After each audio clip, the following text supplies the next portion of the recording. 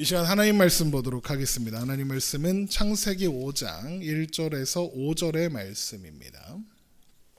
창세기 5장 1절에서 5절 말씀 우리 함께 보도록 하겠습니다.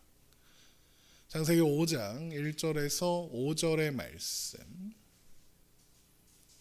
창세기 5장 1절에서 5절 말씀 우리 한 목소리로 읽겠습니다. 이것은 아담의 계보를 적은 책이니라. 하나님이 사람을 창조하실 때에 하나님의 모양대로 지으시되 남자와 여자를 창조하셨고 그들이 창조되던 날에 하나님이 그들에게 복을 주시고 그들의 이름을 사람이라 일컬으셨더라. 아담은 130세에 자기의 모양 곧 자기의 형상과 같은 아들을 낳아 이름은 셋이라 하였고 아담은 셋을 낳은 후에 800년을 지내며 자녀들을 낳았으며 그는 930세를 살고 죽었더라. 아멘. 하나님의 심판을 받고 온 땅을 유리해야 할 가인이 노스로 가서 그곳에 정착했다라는 이야기로 지난 시간 이야기를 마쳤습니다. 그리고 성을 그곳에 쌓았죠. 이것은 하나님 없는 존재로 살겠다는 의지를 굳게 드러내는 모습이다라고 설명드렸던 것 기억하실 겁니다. 아마도 가인이 낳은 후손들은 그런 가인의 의지를 이루어주는 것처럼 보였을 겁니다. 문화와 산업 또 기술 발전을 이루어냈고 또 다양한 그런 발전들을 기반으로 해서 강한 세력을 형성해 갔습니다. 가인의 후손인 람에게 말처럼 가인은 자신이 가진 힘이 진리고 법인 세상을 만들어낸 겁니다. 그런데 그런 한편으로 하나님의 이름을 부르는 사람들도 있었습니다. 그들은 하나님께서 아벨과 그의 제사를 받으신 일로 하나님의 선하심을 확인했으며 가인이 아벨을 죽인 일을 통해서 인간의 명확한 한계를 확인한 사람들이었죠. 그래서 하나님께서 셋을 주셨을 때 그가 가인을 대신할 다른 씨다라고 하지 않고 아벨을 대신할 다른 씨라고 할 수 있었던 겁니다. 창세기 4장 25절입니다. 아담이 다시 자기 아내와 동침하매 그가 아들을 낳아 그의 이름을 셋이라 하였으니 이는 하나님이 내게 가인이 죽인 아벨 대신에 다른 씨를 주셨다 함이며입니다. 그리고 이 셋의 자손에서는 에노스, 연약함, 한계, 그래서 하나님의 이름을 부를 수밖에 없는 사람이라는 에노스가 나오게 되는 겁니다. 창세기 4장 26절입니다. 셋도 아들을 낳고 그의 이름을 에노스라 하였으며 그때의 사람들이 비로소 여호와의 이름을 불렀더라입니다. 인간의 한계를 직면한 그 자리에서 하나님을 찾고 하나님을 의지하는 것만이 사는 길이다라는 것을 알게 된 사람들이 생기기 시작한 겁니다. 그래서 이어지는 창세기 5장에 기록되어 있는 아담의 계보가 이렇게 시작하는 겁니다. 이것은 아담의 계보를 적은 책이니라. 하나님이 사람을 창조하실 때에 하나님의 모양대로 지으시되 남자와 여자를 창조하셨고 그들이 창조되던 날에 하나님이 그들에게 복을 주시고 그들의 이름을 사람이라 일컬으셨더라입니다. 아담의 계보를 말하겠다라고 해놓고는 창조의 원점으로 돌아가서 사람이 하나님의 형상대로 지음받았으며 하나님의 복을 받았다는 이야기를 먼저 합니다. 이것은 사람이라는 존재가 하나님의 창조로 존재하게 되었다라는 것을 보여주는 동시에 본래 사람은 하나님 안에서 하나님의 형상으로 행복을 누리며 살도록 의도되었다는 것을 다시 한번 확인하게 하는 겁니다. 그런데 그러면 그렇게 하나님 안에서 행복하게 잘 살면 되죠. 그러면 되지 않겠습니까? 하지만 아담은 다른 선택을 하게 됩니다. 아담은 범죄함으로 하나님의 형상과 하나님께 받은 축복을 깨트렸습니다. 그것이 선악과를 따먹은 일이었다 했습니다. 선악과를 따먹은 이유가 무엇이었습니까? 하나님과 같이 되기 위해서였습니다. 내가 하나님의 자리를 차지해야겠다라는 결단이 선악과를 따먹는 행위로 나타난 겁니다. 그렇게 아담은 하나님 없이 독립적인 존재로 살겠다라고 선언했고 하나님 밖으로 나가버린 겁니다. 그 결과 하나님의 형상이 깨져 버리고 말았던 겁니다. 그래서 아담이 낳은 아담의 후손들은 깨어져 있는 하나님의 형상인 아담, 그래서 하나님의 축복을 잃어버린 아담의 형상과 같은 존재로 태어날 수밖에 없게 된 겁니다. 그래서 창세기 5장 3절에 아담은 130세에 자기의 모양 곧 자기의 형상과 같은 아들을 낳아 이름을 셋이라 하였고, 아담은 셋을 낳은 후에 800년을 지내며 자녀들을 낳았으며 그는 930세를 살고 죽었더라 합니다. 하나님의 형상으로 지음받은 아담이기 때문에 그가 낳은 자손도 당연히 하나님의 자손이어야 마땅합니다. 그런데 범죄한 아담에게서 나오는 자식들은 아담의 형상, 자기의 모양, 곧 자기의 형상과 같은 아들들이 태어나는 겁니다. 죄로 왜곡되고 무너진 아담의 형상이 태어나는 겁니다. 하나님 안에서 하나님을 의지하고 바라보며 행복한 하나님의 형상으로 태어나야 했을 사람이 깨져버린 하나님의 형상으로 선악의 기준을 스스로에게 두는 존재, 그래서 이기적이고 자신의 힘만을 의지하며 자신의 힘만을 믿는 존재로, 하나님을 바라보지 않는 존재로 태어나게 된 겁니다. 그리고 그런 인간의 본질을 가장 잘 보여주는 인물이 가인이었습니다. 그런 하나님은 그런 가인을 그럼에도 불구하고 포기하지 않으셨죠. 그 증거가 하나님의 은혜를 받은 아벨이라는 사람의 존재입니다. 아벨은 태어나자마자 가치 없는 사람의 존재를 취급을 받았습니다. 그래서 이름이 아벨, 먼지, 아무것도 아님, 이런 이름을 가지고 태어났다라고 했죠. 그래서 양을 치는 역할을 맡아 집을 떠나 방황하는 삶을 살아야만 했습니다. 그러나 그 시간은 아벨로 하여금 인간의 한계를 처절하게 확인할 수밖에 없는 시간이 되었을 것이고, 그래서 하나님의 도우심을 구하는 것밖에는 달리 방법이 없는 자리로 데리고 가는 시간이 되었습니다. 그리고 그 결과가 가인과 아벨의 제사를 통해 드러나게 되었죠. 하나님은 아벨과 그의 제사는 받으셨지만 가인과 그의 제사는 받지 않으셨습니다. 하나님은 그렇게 자신의 한계를 고백하고 하나님의 하나님 되심, 하나님의 선하심에 기대는 존재를 사랑하신다는 것, 그런 존재가 하나님의 백성이다라는 것을 보여주시는 겁니다.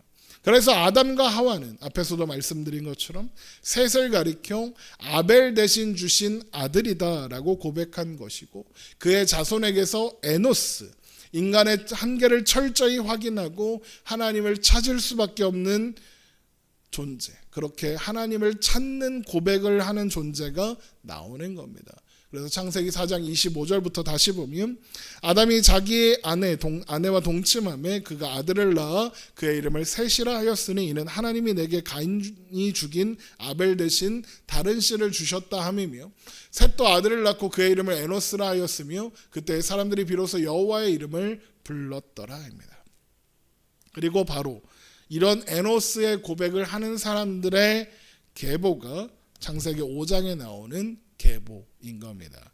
창세기 5장 6절입니다. 셋은 105세에 에노스를 낳았고 에노스를 낳은 후 870년을 지내며 자녀들을 낳았으며 그는 912세를 살고 죽었더라. 에노스는 90세에 게난을 낳았고 게난을 낳은 후 815년을 지내며 자녀들을 낳았으며 그는 905세를 살고 죽었더라 입니다. 결국 하나님께서 태초의 사람들, 범죄하기 전 사람들에게 주신 은혜, 하나님 안에서 하나님을 바라보며 하나님과 함께 사는 복이 이 계보를 통해서 전달되고 있는 거죠.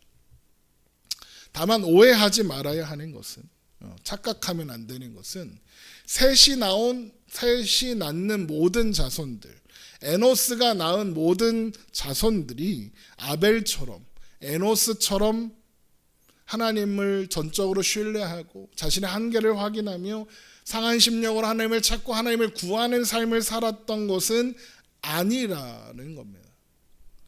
물론 그들은 그 계보 안에서 영향을 받으며 살았을 것이고 가인의 계보에 속한 사람들에 비해서 하나님을 더 알았을 것이고 나의 나됨을 확인하는 데 더 유리했을 겁니다. 그러나 모두가 그렇다는 것은 아닙니다. 그 안에서도 가인의 후예가 태어날 수 있습니다. 반대로 가인의 후손들 중에서도 에노스의 고백을 하는 사람들이 나타날 수 있는 겁니다. 이건 우리가 이미 우리의 삶에서 현대에서도 많이 일어나고 있는 사실입니다. 많은 믿음의 가정들이 고민하는 게 뭔 줄 아십니까? 부모가 교회를 다니고 부모가 교회 믿음이 있는데 자식이 믿음이 없다는 겁니다. 믿음의 가정에서 자라면 그렇지 않은 사람보다 믿음을 갖기 수월하고 유리한 면이 있습니다. 교회 문화에 익숙하고 또 교회 예배에 익숙하고 이런 것들이 있습니다. 그런데 어려서부터 교회를 다니고 신앙교육도 받았는데 믿음이 없는 사람들도 수두룩하게 많습니다. 오죽하면 모태신앙을 가리켜 모태, 어머니의 뱃속에서부터 신앙이 있었다라고 하는데 그 모태신앙을 모해신앙이라고 표현하기까지도 하는 겁니다. 반대로 대대로 불교 집안, 무교 집안 막 그런 집안에서 태어났는데 우연한 기회에 복음을 듣고 믿음이 생겨서 믿음의 일대가 되는 사람들도 충분히 많이 있습니다. 그러니까 하나님의 은혜를 알고 나의 나됨을 알고 하나님의 선하심을 구하고 기대하는 믿음의 사람이 되는 일에는 혈통이나 가족이나 이런 건 중요한 게 아니다라는 겁니다. 게다가 셋의 계보에 속한 사람들이나 가인의 계보에 속한 사람들이나 결국에는 모두 아담의 후손입니다. 다 똑같은 존재입니다. 죄인이라는 본질은 달라지지 않습니다.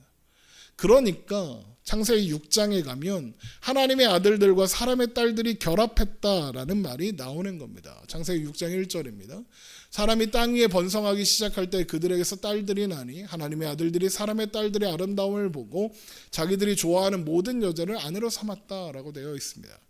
여기서 하나님의 아들들이라는 것은 셋의 계보에 속한 사람들, 또 사람의 딸들은 가인의 계보에 속한 사람들을 가리키는 말입니다. 그들은 서로를 욕망하며 하나님을 떠난 사람들이 되었습니다. 6장 다룰 때 자세하게 살펴볼 겁니다. 그러니까 믿음에 있어서는 혈통은 중요한 게 아니다라는 겁니다. 그러면 어떻게 해야 에노스의 고백을 하는 하나님의 사람들이 태어나고 존재할 수 있는 걸까? 요한복음 1장을 보면 이런 말씀이 있습니다. 영접하는 자 곧 그 이름을 믿는 자들에게는 하나님의 자녀가 되는 권세를 주셨으니 이는 혈통으로나 육정으로나 사람의 뜻으로 나지 아니하고 오직 하나님께로부터 난 자들이니라 라고 되어 있습니다. 영접하는 자 곧 그 이름을 믿는 자들에게는 하나님의 자녀가 되는 권세를 주셨는데 그런 일이 어떻게 일어난답니까? 혈통이나 육정, 사람의 정으로나 사람의 뜻으로 나지 않고 오직 하나님께로부터 난 자들이니라 입니다. 하나님으로부터 나온다라는 겁니다. 이게 무슨 말이냐? 하나님이 택하시고 하나님이 의도하시는 대로 만들어지더라라는 겁니다. 그래서 아담이 낳은 셋이 맏아들이 아니었던 것처럼 셋이 낳은 에노스, 또 에노스가 낳은 게난이 맏아들인 것은 아닙니다. 맏아들이라는 증거가 없습니다. 맏아들일 수도 있습니다. 하지만 맏아들이 아닐 가능성이 높습니다. 셋도 맏아들이 아니죠.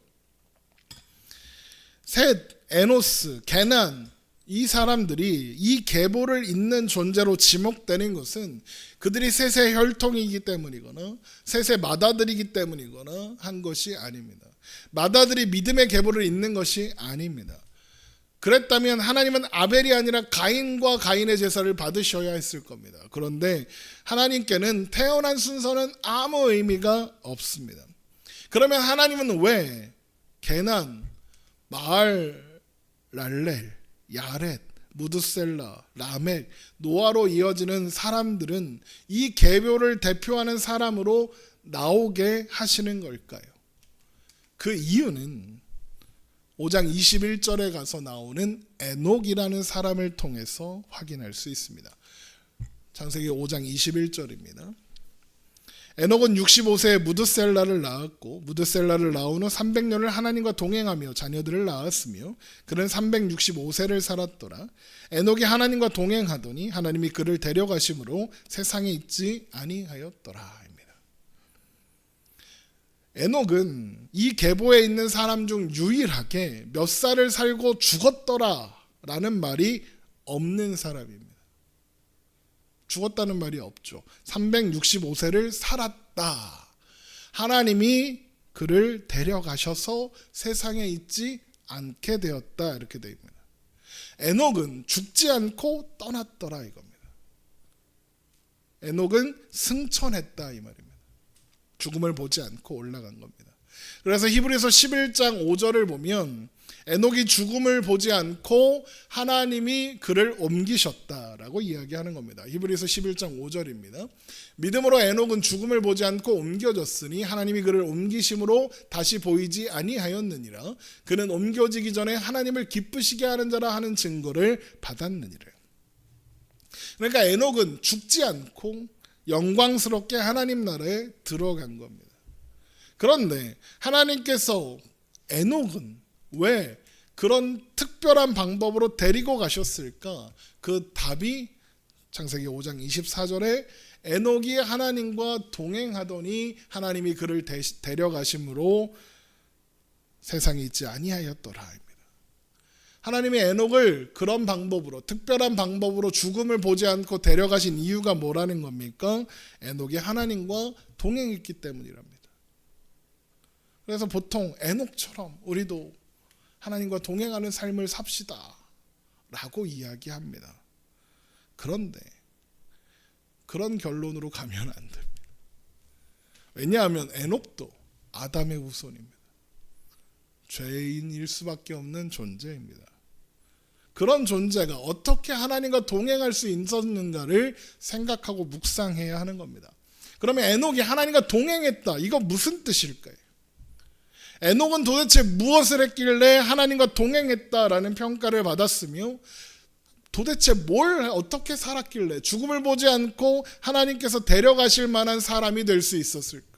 에녹은 도대체 어떻게 했길래 그런 하나님의 인정을 받을 수 있었을까? 먼저 히브리서에 따르면 하나님과 동행하는 삶이란 하나님을 기쁘시게 하는 삶입니다. 히브리서 11장 5절 앞에서 읽었던 말씀 다시 한번 봅니다. 믿음으로 에녹은 죽음을 보지 않고 옮겨졌으니 하나님이 그를 옮기심으로 다시 보이지 아니하였느니라. 그는 옮겨지기 전에 하나님을 기쁘시게 하는 자라 하는 증거를 받았느니라. 에녹은 하나님께서 데려가시기 전에 하나님을 기쁘시게 하는 자라는 증거를 받았답니다. 그렇다는 건 에녹은 하나님을 기쁘시게 하는 삶을 살았습니다. 그러면 어떻게 하는 게 하나님을 기쁘시게 하는 삶을 사는 것이고 어떻게 하는 것이 하나님과 동행하는 삶을 사는 것일까요? 예배 맨날 잘 드리고 새벽 예배하고 헌금 많이 하고 또 전도도 하고 그러면 하나님을 기쁘시게 하는 삶을 사는 걸까요? 아니요. 그런 것들은 현상입니다. 동행하는 내용이 아니라 동행함으로 나타나는 현상들입니다. 그러면 동행한다는 건 무엇이냐? 히브리서 11장 5절에 이어서 나오는 6절에 그 답이 있습니다. 믿음이 없이는 하나님을 기쁘시게 하지 못하나니 하나님께 나아가는 자는 반드시 그가 계신 것과 또 그가 자기를 찾는 자들에게 상 주시는 이심을 믿어야 할지니라. 하나님을 기쁘시게 하려면 뭐가 있어야 합니까? 믿음이 있어야 한다. 믿음이 없이는 하나님을 기쁘게 하지 못합니다. 그런데 뭘 믿어야 합니까? 하나님이 계신 것과 하나님을 찾는 자들에게 상 주시는 임을, 복 주시는 분임을 믿어야 한다는 겁니다. 히브리서 11장 5절에도 믿음으로 에녹은 죽음을 보지 않고 옮겨졌다라고 했습니다. 그러니까 에녹은 믿음이 있었고 믿음 때문에 에녹은 죽음을 보지 않고 옮겨줄 수 있었다라는 겁니다. 그러면 여기에서 우리가 생각해야 하는 것은 에녹은 도대체 어떻게 믿음을 가질 수 있었는가를 생각해야 하는 겁니다. 어떻게 하나님이 계신 것과 하나님께 나아가는 자에게 하나님이 복을 주신다는 것을 에녹은 어떻게 믿을 수 있었을까요? 그 힌트는 에녹의 후손으로 동일한 평가를 받는 사람을 통해서 알 수 있습니다. 바로 노아가 같은 평가를 받습니다. 창세기 6장 9절 이것은 노아의 족본이라 노아는 의인이요 당대의 완전한 자라 그는 하나님과 동행하였습니다. 에녹도 그렇고 노아도 그렇고 아벨도 그렇고 어떻게 이런 인정을 하나님께 인정을 받는 사람이 될 수 있었을까? 그들도 계속 말씀드리지만 아담의 후손으로 깨어진 하나님의 형상을 가지고 태어난 존재에 불과한데 어떻게 그들은 이런 평가를 받을 수 있었는가? 그 답이 창세기 6장 8절에 나옵니다. 그러나 노아는 여호와께 은혜를 입었더라. 노아는 하나님께 은혜를 입었습니다. 그게 대답입니다. 그러면 하나님의 은혜가 노아를 그런 사람으로 만들었더라라는 뜻이겠죠. 그럼 에녹은 어떻겠습니까? 에녹도 하나님께 은혜를 입었더라입니다. 에노스도 셋도 또 아벨도 하나님께 은혜를 입었더라입니다. 그것이 에녹이 하나님과 동행하는 사람이 될 수 있었던 이유입니다. 아벨도 마찬가지입니다. 아벨은 여호와께 은혜를 입었더라. 에녹은 여호와께 은혜를 입었더라. 에노스는 여호와께 은혜를 입었더라입니다. 그래서 아벨은 믿음을 가지고 믿음의 제사를 드릴 수 있었다라고 히브리서 4장이 말하는 겁니다. 믿음으로 아벨은 가인보다 더 나은 제사를 하나님께 드림으로 의로운 자라 하시는 증거를 얻었으니 하나님이 그 예물에 대하여 증언하심이라 그가 죽었으나 그 믿음으로써 지금도 말하느니라. 그런데 아벨의 제사에 대해서 설명하면서 아벨은 그의 삶을 통해 나의 한계를 알고 나의 자격 없음을 알며 하나님의 은혜와 선하심이 아니면 나는 아무것도 아니라는 인식, 하나님의 하나님 되심을 바라보고 하나님의 선하심에 기대는 믿음을 가지게 된 사람이다라고 소개했었습니다.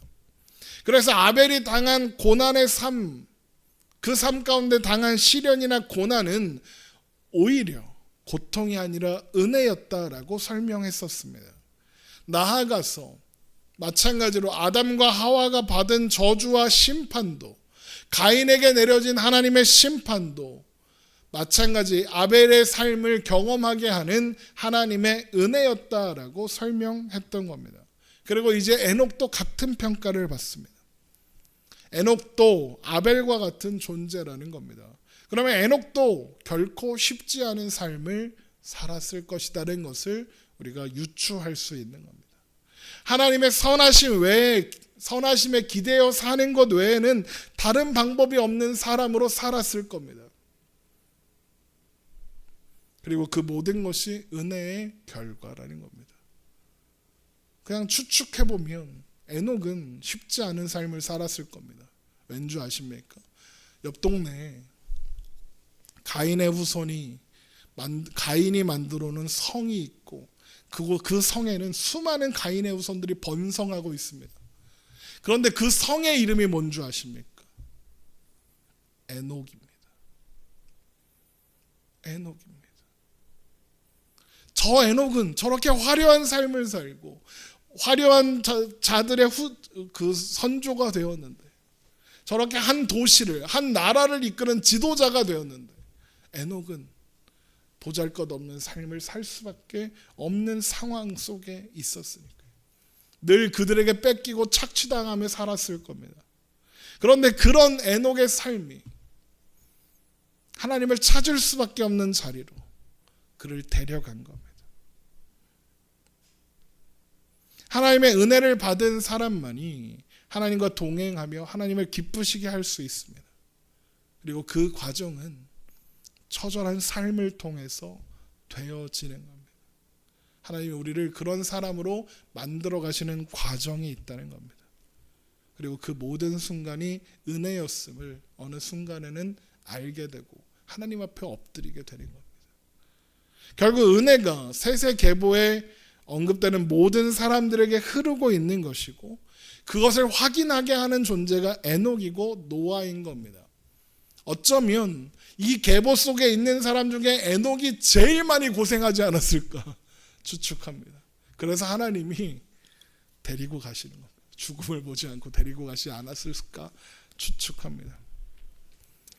어쨌든 그러니까 지금 아벨과 에녹과 또 노아로 이어지는 이 구원의 희망은 그것이 에녹과 노아가 남다르게 뭔가 대단한 것을 해내서 얻은 것이 아니라 하나님께서 은혜로 그 구원에 개입하시고 그 은혜로 구원하기 시작하셨다는 것을 가르쳐 주기 위해서, 보여주기 위해서 등장하는 겁니다. 그리고 그건 우리들도 마찬가지였습니다. 여러분, 우리가 하나님 앞에 어떤 원인도 제공하지 못합니다. 로마서 3장 23절입니다. 모든 사람이 죄를 범하였으며 하나님의 영광에 이르지 못하더니입니다. 우리는 결코 하나님 앞에 하나님이 우리를 구원하실 만한 자격이나 조건 같은 원인을 제공할 수 없습니다. 가능성이 희박하다 정도가 아니라 아예 없습니다. 그걸 전적 타락, 전적 무능이라고 부릅니다. 그게 우리의 현실입니다. 아벨도, 에노스도, 에녹도, 노아도 모두 마찬가지입니다. 하나님께 먼저 무언가 드려 은혜를 받아낼 수 없습니다. 그래서 하나님이 우리에게 먼저 원인을 요구하지 않으시는 겁니다. 내가 이렇게 해줄 테니까 너 뭐 좀 내놔봐 하지 않으시는 겁니다. 그리고 대신 스스로가 원인이 돼서 그 결과를, 구원이라는 결과를 우리의 것으로 만드는 방법을 선택하시는 겁니다. 그래서 그걸 은혜라고 부르는 겁니다. 내가 한 일이 없는데 무작정 받아지고 무작정 쏟아진 것이라서 그렇습니다. 하나님은 그 방법으로 은혜로 말미암아 하나님께서 구원하시고 사랑하시며 처음 창조 때에 가지셨던 계획과 뜻과 하나님의 기쁘신 모든 것을 이루시는 겁니다. 그러면 이것이 얼마나 큰 위로이고 힘인지 모릅니다. 우리의 연약함이, 우리의 보잘것없음이, 우리의 한계가 하나님의 사랑을 바꾸게 하거나 변하게 할 수 없다는 겁니다. 로마서 11장 33절입니다. 깊도다 하나님의 지혜와 지식의 풍성함이요 그의 판단은 헤아리지 못할 것이며 그의 길은 찾지 못할 것이로다. 누가 주의 마음을 알았느냐, 누가 그의 모사가 되었느냐, 누가 주께 먼저 드려서 갚으심을 받겠느냐입니다.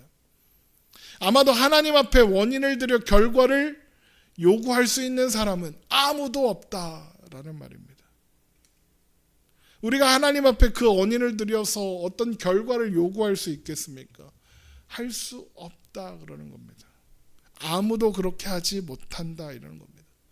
그래서 하나님이 그냥 하시는 겁니다. 우리가 할 수 없으니까 하나님이 하시는 겁니다. 마치 아무것도 할 수 없어서 바둥거리고 있는 갓난아기를 부모가 전적으로 돌보고 전적으로 케어하는 것처럼 하나님이 우리를 아무것도 할 수 없어서 그냥 누워있는, 죄 가운데 뻗대고 있는 우리를 하나님이 전적으로 선택하시고 전적으로 케어하시는 겁니다. 그리고 구원을 선물로 주시는 겁니다. 그래서 에베소서 2장 8절에 너희는 그 은혜에 의하여 믿음으로 말미암아 구원을 받았으니 이것은 너희에게서 난 것이 아니요 하나님의 선물이라 행위에서 난 것이 아니니 이는 누구든지 자랑하지 못하게 함이라 라고 하는 겁니다. 여러분, 이것을 아는 것, 그 원인이 나에게 없음을 아는 것, 이것을 아는 것이 믿음입니다. 하나님을 찾는 자에게 하나님이 복 주신다는 걸 아는 겁니다. 그래서 하나님께서 스스로 원인이 되어주사 우리에게 믿음을 주시고 그 믿음으로 말미암아 우리를 구원하셨습니다. 이걸 알고 믿는 것이 믿음입니다. 많은 사람들이 믿음 그러면 자격이라고 생각합니다. 아니요, 자격이 아닙니다. 믿음은 우리가 원인이 되어 생긴 것이 아니기 때문에 그렇습니다. 믿음이란 하나님께서 우리에게 하나님이 누구신가를 알리셔서 또 나는 어떤 존재인가를 가르쳐 주셔서 생기는 겁니다. 그러니까 하나님이 은혜를 주셔서 시작하게 되는 겁니다. 이것을 아는 것이, 하나님이 누구신가를 아는 것이 믿음인 겁니다. 그런데 거기에서 끝나지 않습니다. 여기에는 엄청난 놀라운 사실이 하나 따라 붙습니다.